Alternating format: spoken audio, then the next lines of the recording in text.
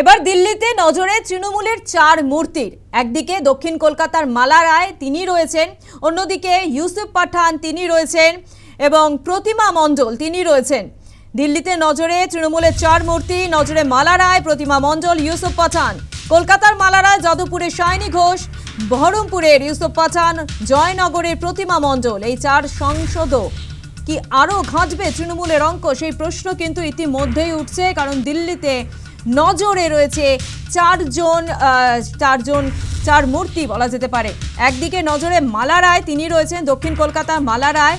অন্যদিকে প্রতিমা মণ্ডল রয়েছেন, জয়নগরের প্রতিমা মণ্ডল রয়েছেন, যাদবপুরের সায়নী ঘোষ, বহরমপুরের ইউসুফ পাঠান।